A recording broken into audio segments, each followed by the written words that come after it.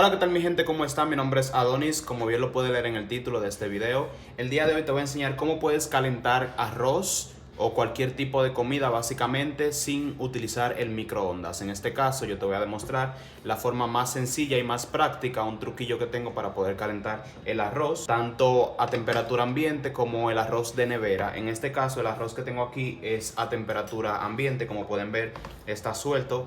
Está un poquito compactado, pero no está así tan duro como de la nevera. Y esta es la misma olla en la que se cocinó este arroz. Así que te voy a enseñar cómo puedes calentarlo sin microondas. Lo primero que tienes que hacer es, si el arroz es de la nevera, vaciarlo en una olla y esparcirlo de manera que quede distribuido uniformemente por toda la olla. Que no quede echado más para un lado que para el otro, sino que quede de manera uniforme, bien distribuido. Le hacemos así con el cucharón para que se distribuya bien en toda la olla, y pues en el centro abrimos un poquito así, y pues vamos a ocupar un cubo de hielo. Van a su refrigerador, a su freezer, a su congelador y van a tomar un cubo de hielo y lo vamos a colocar aquí justo en el centro donde hicimos el pequeño agujero. Juntamos un poco el arroz así para que arrope un poquito el cubo de hielo que colocamos.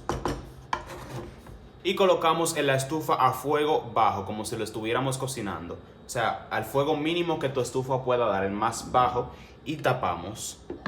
Y solamente nos resta esperar 10 minutos. Una vez pasados los 10 minutos, obviamente vamos a estar constantemente revisando, pero una vez pasados los 10 minutos, abrimos y vemos que ya el arroz está un poco caliente y ha soltado. Incluso el pedazo de hielo que pusimos, el cubo, no se derrite al 100%, sino que queda siempre un pedazo así. Pero ya como pueden ver, lo puedo retirar, lo puedo sacar a un lado.